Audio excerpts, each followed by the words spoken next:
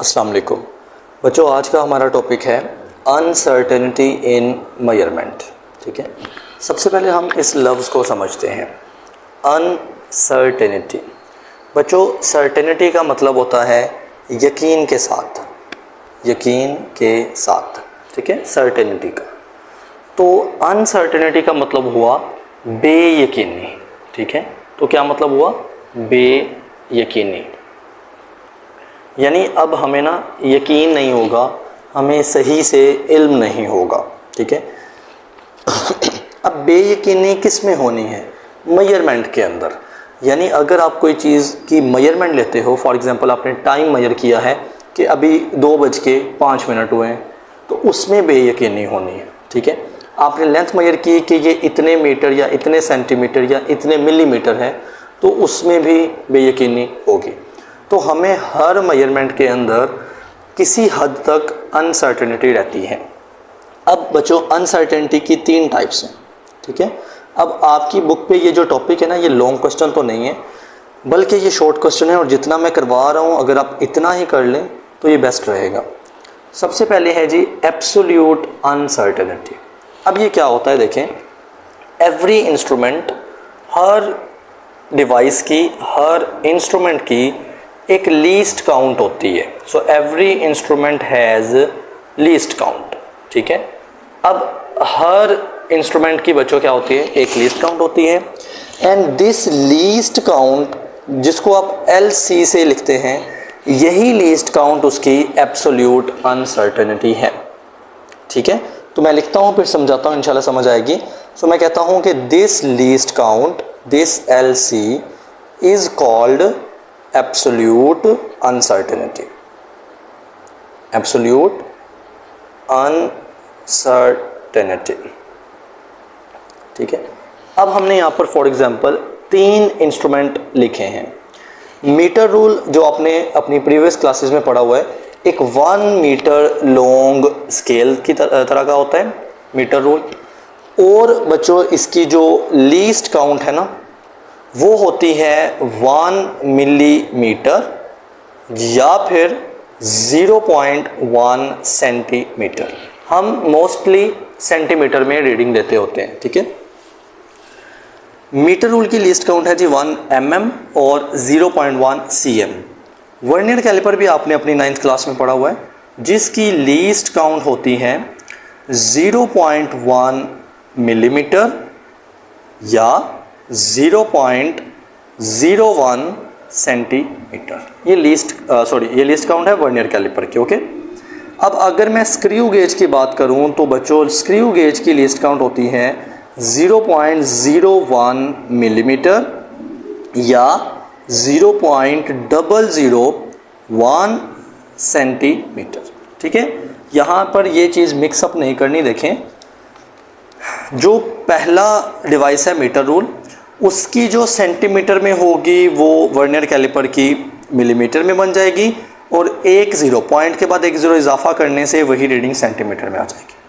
और उसके बाद जो रीडिंग सेंटीमीटर में वर्नियर कैलिपर की है, वो मिलीमीटर में बन जाएगी स्क्रू गेज की रीडिंग, और वो सेंटीमीटर में जब करना है तो इसमें एक 0 का इजाफा करना है। बहरहाल आप अगर सेंटीमीटर वाली टर्म्स याद कर लें, मैंने दोनों याद की हुई हैं, अगर आप यही याद कर लें तो इनफ रहने वाला है। अब देखें, मीटर रूल से अगर मैं कोई रीडिंग लेता हूं तो उसमें 0.1 सेंटीमीटर अनसर्टेनिटी रहेगी, जिसको बोलते हैं एब्सोल्यूट अनसर्टेनिटी। क्यों? मैंने बताया आपको कि हर इंस्ट्रूमेंट की लीस्ट काउंट होती है। जैसे मीटर रूल की लीस्ट काउंट क्या है? 0.1 सेंटीमीटर, और यही लीस्ट काउंट एब्सोल्यूट अनसर्टेनिटी कहलाती है। यानी अगर मैं कोई मीटर रूल से रीडिंग लेता हूँ, उस रीडिंग में मुझे कितनी बेयकीनी, कितनी अनसर्टेनिटी रहेगी? 0.1 सेंटीमीटर। जितनी उसकी लीस्ट काउंट है ना, उतनी ही उसमें कमी या बेशी आ सकती है, कमी बेशी आ सकती है। अगर मैं वर्नियर कैलिपर से रीडिंग लेता हूँ तो चूंकि इसकी लीस्ट काउंट 0.01 सेंटीमीटर है, यही लीस्ट काउंट इसकी एब्सोल्यूट अनसर्टेनिटी है, लिहाजा वर्नियर कैलिपर की रीडिंग में मुझे 0.01 सेंटीमीटर बेयकीनी रहने वाली है। ओके, सिमिलरली अगर मैं स्क्रू गेज को यूज़ करके एक रीडिंग लेता हूँ तो उस रीडिंग में मुझे कितनी एब्सोल्यूट अनसर्टेनिटी रहने वाली है? 0.001 centimetre, which is the least count of the same instrument screw gauge. ठीक है, अब मैं आपको ना 3 रीडिंग से मिसालें देता हूँ, फिर आपको यहाँ पर समझ लगेगी। तो सबसे पहले मैं मीटर रूल से एक रीडिंग लेता हूँ, किसी चीज़ की लेंथ मेजर करता हूँ। तो बच्चों मान लो वो आती है 10.1 सेंटीमीटर। ठीक है, 10.1 सेंटीमीटर। अच्छा, अब ये तो रवायती तरीका है, यानी मैं 9वीं और 10वीं में यही सीख के आया हूँ ना। फर्स्ट ईयर में आपने इसको कैसे लिखना है, देखें ज़रा। आपने ये रीडिंग ली है यूजिंग मीटर रूल, तो 10.1 आपने रीडिंग ले ली। आपने बेटा इसमें प्लस माइनस करनी है इसकी least count, which is 0.1 centimetre. अच्छा, ये आपकी फाइनल रीडिंग आ गई। आप कहेंगे हमने इस रीडिंग, ये तो हमारी रीडिंग आई ना, मतलब मैंने एक इस डिवाइस से रूल लिया, मीटर रूल लिया, और यहाँ से यहाँ तक लेंथ जो है ना मैंने मेजर की, और जवाब क्या निकला? 10.1 सेंटीमीटर। अब 10.1 की हद तक तो ठीक है, मैंने ये क्यों साथ लिखा? बच्चों मैंने जब बोल दिया कि लीस्ट काउंट ही अनसर्टेनिटी है, बेयकीनी है, तो उसके साथ प्लस माइनस लिखने का मतलब है कि इस 10.1 में इतना इजाफा भी हो सकता है और 10.1 में इतनी कमी भी हो सकती है। मतलब मैं इसमें क्या करता हूँ, 10.1 में 0.1 पहले जमा करता हूँ, तो बच्चों ये क्या बन जाएगा? 10.2 सेंटीमीटर बन जाएगा। और 10.1 में से 0.1 माइनस करता हूँ तो ये बन जाएगा 10.0। मतलब जो मैंने रीडिंग ली ना 10.1, उसमें मुझे थोड़ा सा डाउट था, थोड़ी सी अनसर्टेनिटी, बेयकीनी थी। कितनी बेयकीनी? जितनी उसकी लीस्ट काउंट है उस डिवाइस की, मीटर रूल की। ठीक है, तो चूंकि 0.1 सेंटीमीटर उसकी लीस्ट काउंट थी, तो बच्चों इतना प्लस माइनस का फैक्टर रहता है, यानी इतनी रीडिंग प्लस करके एक्चुअल रीडिंग 10.2 भी हो सकती है, 10.0 भी हो सकती है, और जो मैंने लेकर आपको बता दी 10.1 ये भी हो सकती है। ठीक है, अब हम मज़ीद एग्जांपल लेते हैं और फिर हमारा ज़्यादा क्लियर हो जाएगा। Okay, change the colour. जी, हमने वर्नियर कैलिपर को यूज़ करके फॉर एग्जांपल एक रीडिंग ली जिसकी वैल्यू है 20.35। ठीक है, अब इसमें ये मेरे पास रीडिंग आ गई। जाहिर है ये मैं कंफर्म नहीं हूँ, मैं सर्टन नहीं हूँ, मैं यकीन के साथ ये नहीं कह सकता कि इतनी ही रीडिंग है।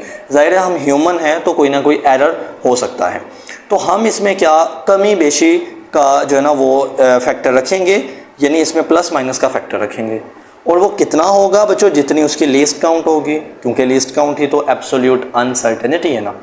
तो इसमें प्लस माइनस 0.01 सेंटीमीटर का फैक्टर रहेगा। यानी अब मैं इसको सॉल्व करता हूँ तो देखो 20.35 में प्लस 0.01 करें तो क्या बनता है? 20.36, और माइनस करें, ये प्लस करके आया, माइनस करें तो 20.34। यानी जो मैंने आपको रीडिंग बताई ना सबसे पहले कि मैंने रीडिंग ली 20.35, हो सकता है कि ये बिल्कुल ठीक हो, लेकिन बीइंग अ ह्यूमन हो सकता है कि ये रीडिंग गलत थी जो मैंने ली, एक्चुअल रीडिंग 20.360 थी, या ये भी पॉसिबल है कि 20.34 है। बहरहाल अब आपने पढ़ ली है अनसर्टेनिटी, तो आपने सीख लिया जब भी आपने रीडिंग लिखनी है उसके साथ प्लस माइनस के बाद एब्सोल्यूट अनसर्टेनिटी लिखनी है। एब्सोल्यूट अनसर्टेनिटी उस इंस्ट्रूमेंट की लीस्ट काउंट होती है जिस इंस्ट्रूमेंट से आपने रीडिंग ली होती है, चाहे वो मीटर रूल हो, वर्नियर कैलिपर हो या स्क्रू गेज हो। इसके अलावा कोई भी इंस्ट्रूमेंट, अगर आप स्टॉप वॉच यूज़ करें टाइम के लिए, अगर आप कोई बैलेंस यूज़ करें like beam balance, physical balance, maths के लिए, उसकी भी लीस्ट काउंट होती है ना, तो वो भी उसकी एब्सोल्यूट अनसर्टेनिटी मानी जाएगी। Okay, now move to the screw gauge, और फिर हम इसको क्लोज करते हैं एब्सोल्यूट को, बाकी दोनों काफ़ी आसान है। अच्छा, इसकी फॉर एग्जांपल मैं स्क्रू गेज से रीडिंग लेता हूँ 10.345, ठीक है, सेंटीमीटर में। तो इसमें कमी बेशी रहनी है, अनसर्टेनिटी मैं इसके बारे में यकीन के साथ नहीं कह सकता। कितनी रहेगी? जितनी उसकी लीस्ट काउंट है, 0.001 सेंटीमीटर। ठीक है, तो आपने इसको प्लस कर लेना है कि अगर प्लस करें, यानी प्लस माइनस दोनों हो रहे हैं ना, तो ये वैल्यू बन जाती है 10.346, क्योंकि ये 1 इसमें प्लस 5 में जमा होकर 6 हो जाएगा। माइनस करें तो 10.344, ठीक है। तो वही वाली बात मैं रिपीट करता हूँ कि अगर मैंने स्क्रू गेज से आपको रीडिंग बताई 10.345, मे बी ये एज सच ना हो सकता है ये 10.346 हो या फिर 10.344 हो, ठीक है। So this was absolute uncertainty. जो लीस्ट काउंट होती है वही बच्चों एब्सोल्यूट अनसर्टेनिटी होती है। अब इसी जगह पे मैं आपको दो चीज़ें समझाना चाह रहा हूँ। देखें, मीटर रूल, वर्नियर कैलिपर और स्क्रू गेज में लीस्ट काउंट हम सेंटीमीटर पे रहेंगे, मिलीमीटर पे नहीं जाएंगे। लीस्ट काउंट सबसे कम किसकी है, मीटर रूल की, वर्नियर कैलिपर की या स्क्रू गेज की? तो जाहिर है बच्चों स्क्रू गेज की सबसे थोड़ी या सबसे छोटी जो है ना वो लीस्ट काउंट है। जाहिर है 0.001 आ रहा है, तो इसमें 0.1 था, इसमें 0.01 था, इसमें एक और छोटा फैक्टर आ चुका है। तो अगर लीस्ट काउंट स्क्रू गेज की सबसे थोड़ी है, लीस्ट काउंट का दूसरा नाम क्या है, एब्सोल्यूट अनसर्टेनिटी। तो हम कहेंगे कि एब्सोल्यूट अनसर्टेनिटी स्क्रू गेज की सबसे कम है। दूसरे लफ्ज़ों में स्क्रू गेज सबसे ज़्यादा अच्छा इंस्ट्रूमेंट है, या इसका लफ्ज़ होता है प्रीसाइज इंस्ट्रूमेंट। जिस इंस्ट्रूमेंट में अनसर्टेनिटी सबसे कम होगी, बेयकीनी सबसे कम होगी, वो सबसे ज़्यादा अच्छा इंस्ट्रूमेंट माना जाएगा। सो among the 3 instruments the screw gauge is the best instrument. और एक और बात जो इसी में से मैंने आपको बतानी है, देखें जो मैं रीडिंग ले रहा हूँ, मैंने सबसे पहले मीटर रूल की रीडिंग ली 10.1 सेंटीमीटर में ना। ऐसा मैंने क्यों लिया, मैं यहाँ पर 10.12 करता बच्चों ये गलत हो जाता। ऐसा क्यों? क्योंकि जो लीस्ट काउंट है ना उसने मुझे बताया कि यही रीडिंग आनी है। क्या पॉइंट के बाद एक डिजिट है लीस्ट काउंट में, तो रीडिंग में भी पॉइंट के बाद एक डिजिट ही आता होता है। ये बात शायद आपको कोई ना बताए, लेकिन आपने इसको फोकस करना है। अगली रीडिंग देख लो, मैंने वर्नियर कैलिपर से रीडिंग ली 20.35, पॉइंट के बाद 2 और यूनिट सेंटीमीटर था, तो पॉइंट के बाद 2 आ रहे ना। अब सेंटीमीटर वाली लीस्ट काउंट देखो तो पॉइंट के बाद 2 थे, तो मुझे पहले ये रूल पता था, इसलिए मुझे रीडिंग लेना भी आता था। लास्ट बात बताऊं, जो स्क्रू गेज में मैंने रीडिंग ली वो पॉइंट के बाद 3 डिजिट वाली मैंने खुद से लिखा सोच के, साथ में सेंटीमीटर यूनिट था। तो सेंटीमीटर यूनिट की जो उसकी लीस्ट काउंट मैंने देखी थी उसमें यही था कि पॉइंट के बाद 1, 2 और 3 डिजिट आने हैं। सो पॉइंट के बाद 1, 2 और 3 डिजिट रीडिंग में भी आने हैं, ठीक है। सो रीडिंग जो लिखनी है ना एग्जाम्पल के तौर पर, वो भी रैंडम नहीं होनी चाहिए। Okay, move to the fractional uncertainty. देखें जी, फ्रैक्शनल अनसर्टेनिटी का क्या फार्मूला होगा? Fractional uncertainty is equal to absolute uncertainty, absolute uncertainty over measured value, ठीक है। So measured value. अब बच्चों ये फ्रैक्शन से यही मुराद होता है कि दरमियान में फ्रैक्शन आ जाएगी यानी बट आ जाएगा। इसका फॉर्मूला है absolute uncertainty over measured value. अच्छा, अब यहाँ पर मैंने हमेशा 3 एग्जाम्पल आपको दी ना, तीनों की हमारे पास एब्सोल्यूट अनसर्टेनिटी यानी लीस्ट काउंट है और measured वैल्यू मैंने एग्जाम्पल के तौर पे सपोज की हुई है, ठीक है। तो तीनों में से कोई भी एग्जाम्पल हम सॉल्व करते हैं और हमारी फ्रैक्शनल अनसर्टेनिटी निकल आएगी। सो मैं इसको यहाँ पर कर रहा हूँ। देखें फ्रैक्शनल अनसर्टेनिटी कैसे आएगी, एब्सोल्यूट अनसर्टेनिटी। फॉर एग्जाम्पल मैं यूज़ कर रहा हूँ मीटर रूल, तो मीटर रूल की एब्सोल्यूट अनसर्टेनिटी यानी लीस्ट काउंट है 0.1 सेंटीमीटर ओवर, ठीक है। measured वैल्यू, मीटर रूल से मैंने वैल्यू सपोज की हुई है कि 10.1 सेंटीमीटर वैल्यू आई है। अब मेरे पास कैलकुलेटर नहीं है, आपने दोनों को डिवाइड करना है, सेंटीमीटर से सेंटीमीटर कट जाएगा और जो जवाब निकलेगा ना that will be the fractional uncertainty. ये बस इतना सा है। अब परसेंटेज अनसर्टेनिटी जो कि हमारी थर्ड टाइप ऑफ अनसर्टेनिटी है, उसको हम सॉल्व करते हैं। देखें ज़रा, तो percentage uncertainty is equal to absolute uncertainty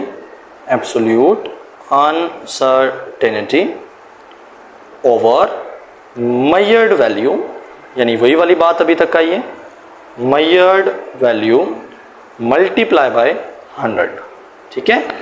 in other words, अगर आप absolute uncertainty over measured value को डिवाइड करते हैं, यानी फ्रैक्शनल अनसर्टेनिटी लेते हैं, ये भी वही चीज़ है, absolute uncertainty over measured value and the same. तो हम कह सकते हैं percentage uncertainty is equal to fractional uncertainty, fractional uncertainty multiply 100, ठीक है। सो अगर मैं इसी फ्रैक्शनल अनसर्टेनिटी को 100 से ज़रब दे दूं, मेरे पास परसेंटेज अनसर्टेनिटी आ जाएगी। जैसे फ्रैक्शनल अनसर्टेनिटी मैंने आपको बोला ना, इन दोनों को बच्चे डिवाइड कर दे। जब आप इनको डिवाइड कर देंगे, जो भी आंसर आएगा, मैं एग्जाम्पल बात कर रहा हूँ कि मान लो 10 आता है, कुछ भी आ सकता है ना, वो आपके पास कैलकुलेटर है, तो जो 10 आएगा ना, अगर आप उसी 10 को 100 से मल्टीप्लाई कर देंगे, देखें 10 क्या है, फ्रैक्शनल है, 100 से मल्टीप्लाई कर देंगे तो जो जवाब आएगा वो आपका क्या होगा, परसेंटेज अनसर्टेनिटी, ठीक है। तो वो बच्चों आपकी परसेंटेज अनसर्टेनिटी आ जाएगी। अब हम नेक्स्ट मूव करते हैं अनसर्टेनिटी के बारे में, last cheese which is the uncertainty in the digital instrument. अच्छा बच्चों, डिजिटल इंस्ट्रूमेंट की मिसाल ऐसे है, जैसे अगर आप दूध लेने जाओ, उसके पास एक डिजिटल इंस्ट्रूमेंट होता है, दूध या दही वाला, वो क्या करता है, दही रखता है वहाँ पर, और उसकी जो वेट होता है या मैस होता है वो आ जाता है डिजिट्स में, ठीक है। सिमिलरली अगर आप डिजिटल स्टॉप वॉच लेते हैं तो वहाँ पर ना स्क्रीन के ऊपर आपको नंबर मिलते हैं। तो ये सारे के सारे डिजिटल इंस्ट्रूमेंट हैं जो कि आपको स्क्रीन के ऊपर डिजिट्स में नंबर देते हैं। अब उसमें अनसर्टेनिटी ज़रा गौर से समझिएगा।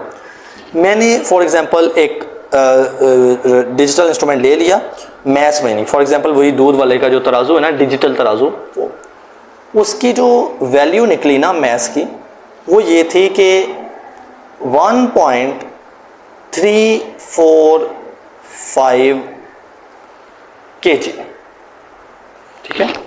यानी मैंने उस डिवाइस से ये मैथ्स मेजर किया, लेकिन भला क्या हो रहा, चूंकि वो स्क्रीन पर डिजिट्स चल रहे होते हैं ना, तो आपने देखा होगा वो डालता है तो डिजिट ऊपर नीचे होते हैं।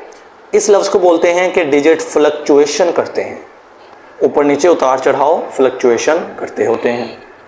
अब फ्लक्चुएशन से क्या मुराद है, देखें वो जो मैस है ना, उसकी वैल्यू 1.34 आखिरी डिजिट में भी कभी 5 आ रहा हो, कभी 6 आ रहा हो, कभी 1.3444 आ रहा हो, या कभी 1.347 आ रहा हो, ठीक है।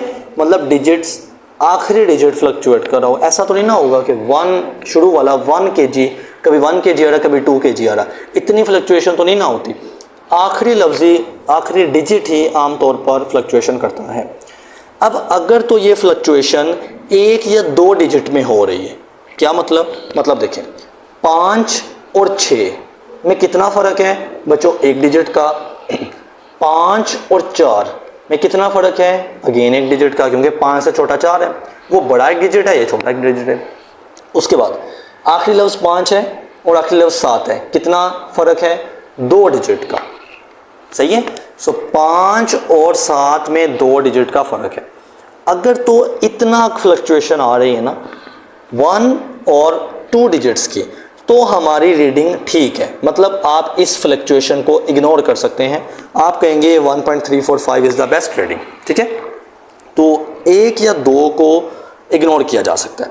लेकिन अगर फ्लक्चुएशन 1 या 2 से ज़्यादा हो, मान लो 3 डिजिट फ्लक्चुएट कर रहे हैं, 10 डिजिट, 10 तो मुमकिन नहीं है, 9 तक कर लेते हैं ना, आखिरी डिजिट को देखना है, 3 कर रहे हैं, 4 कर रहे हैं, 5 कर रहे हैं, तो देखें 1.345 एक रीडिंग आ रही है, और कभी ये आ रही है 1.349।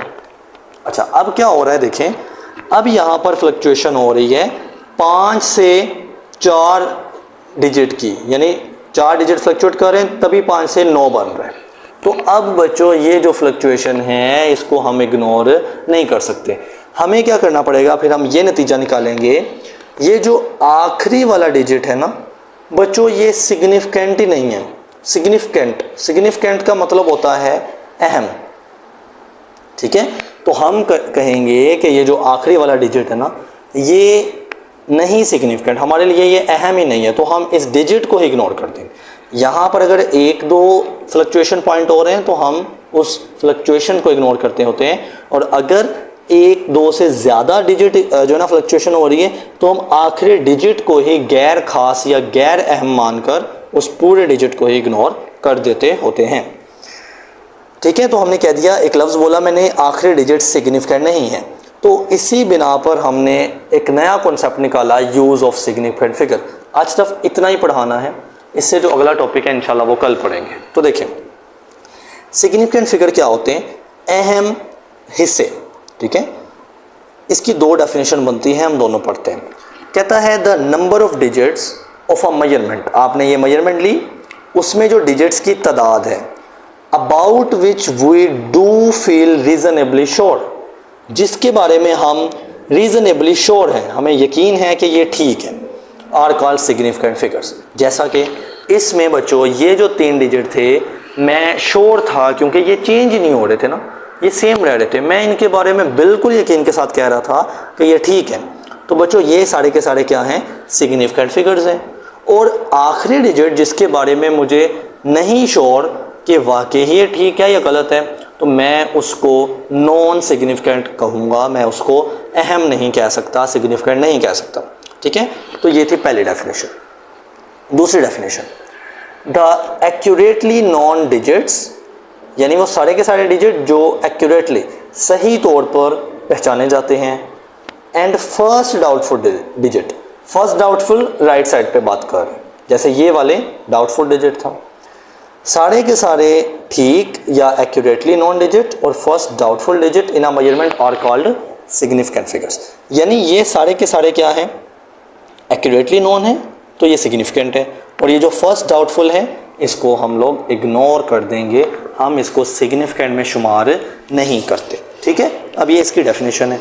अब यहाँ पर देखें हमारे पास ना 2 बैलेंसेस हैं, एक इलेक्ट्रॉनिक बैलेंस और एक लिवर बैलेंस। ठीक है, इलेक्ट्रॉनिक बैलेंस वही मेरे ज़हन में नाम नहीं था आ रहा, जो मैं ऊपर मिसाल दे रहा था ना कि दूध वाली दुकान पे जो पड़ा होता है वो इलेक्ट्रॉनिक बैलेंस होता है, और दूसरा लिवर बैलेंस होता है, ये आपने 9th क्लास में पढ़ा होगा।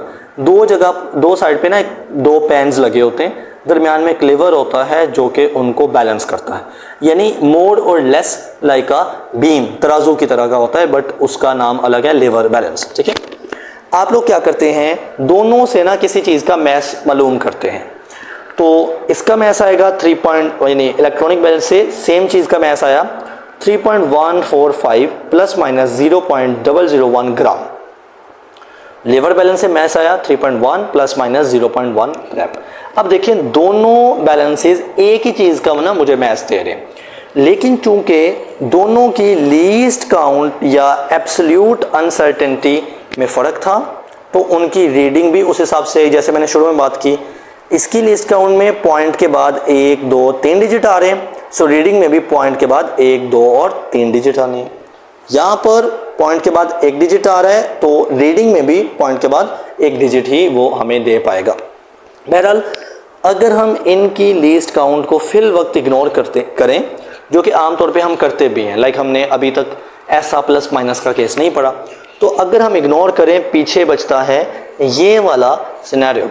अब यहाँ पर हो सकता है बच्चों कि ये जो 5 है ना आखिरी पॉइंट, ये 5 ना आ रहा हो, यानी मैं गलती से कह रहा हूँ कि ये 5 है, यानी आखिरी पॉइंट में हमें 1-2 पॉइंट का डाउट रहता है, और ज़्यादा कहें तो 1 पॉइंट का। जैसे हो सकता है ये रीडिंग 3.146 हो, या फिर 4 हो, एक कम भी हो सकता है पॉइंट और एक ज़्यादा भी हो सकता है।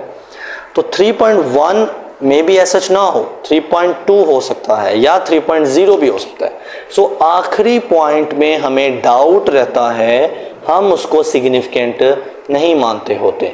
सिग्निफिकेंट वो डिजिट होता है जिसके बारे में आप मुकम्मल तौर पर श्योर होते हैं कि ये बिल्कुल ठीक है। ठीक है बच्चों, ये था आज का टॉपिक। नेक्स्ट हम सिग्निफिकेंट फिगर्स पे मज़ीद डिटेल में बात करेंगे, लेकिन वो नेक्स्ट लेक्चर का टॉपिक है। तब तक के लिए ख्याल रखिएगा। अल्लाह हाफिज़।